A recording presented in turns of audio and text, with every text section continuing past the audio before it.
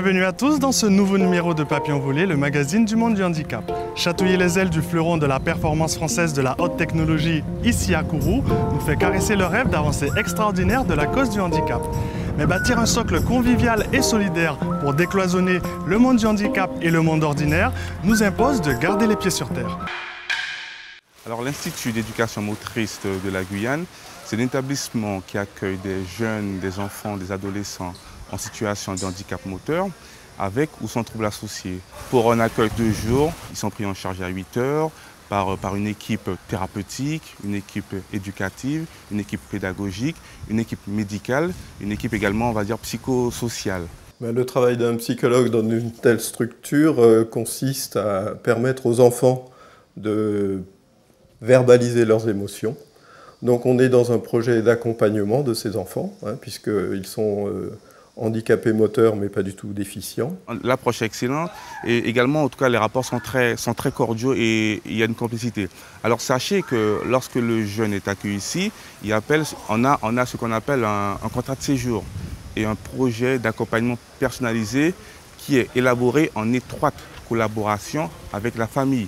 Alors effectivement, il peut y avoir un travail de réassurance pour certains enfants parce que soit les maladies sont de naissance, soit ce sont des maladies évolutives, c'est-à-dire qu'on a des enfants qui marchaient et qui finalement, avec certaines ataxies, se retrouvent en difficulté avec des pertes de l'équilibre de la marche et qui se retrouvent en fauteuil roulant. Donc ces enfants-là ont besoin effectivement de s'exprimer dans certains cas.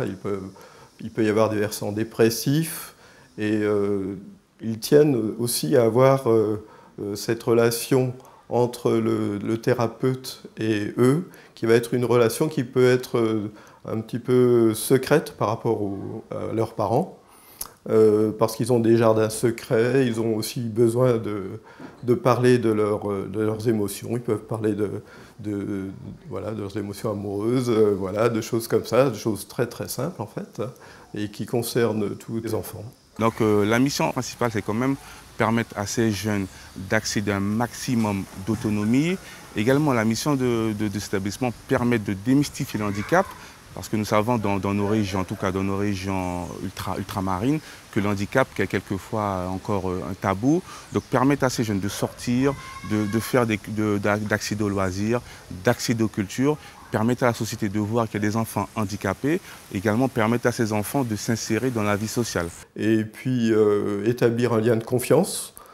Autre mission, toujours garder un lien fort avec l'école. Ces jeunes, pour certains, sont scolarisés à temps partagé. Donc le matin, ils sont souvent à l'école et l'après-midi, ils sont pris en charge par nous. Également, accompagner sur le plan thérapeutique, compléter les bilans médicaux, leur permettre de faire de la kiné, de la psychomotricité à l'Institut. Le choix de l'équithérapie est un choix qui est lié justement à la réassurance de ces enfants dans le lien social aussi, puisque voilà, et ça leur donne finalement une liberté aussi qu'ils n'ont pas forcément, puisqu'ils sont souvent en fauteuil roulant.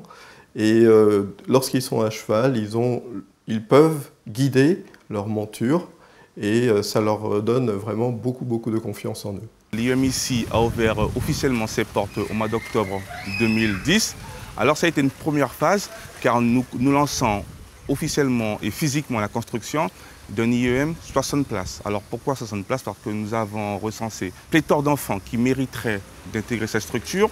Également, l'IEM 60 places permettrait également aux enfants qui viennent du fleuve, notamment des fleuves Oyapock, Maroni ou de Saint-Laurent, d'intégrer cette structure, car également dans cette nouvelle IEM, il y aura la possibilité d'avoir un internat.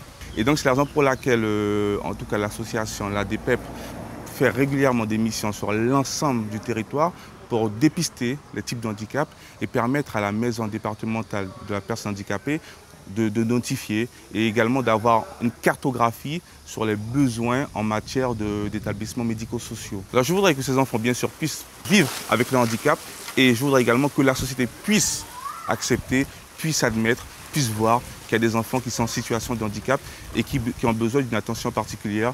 Très bien. Super.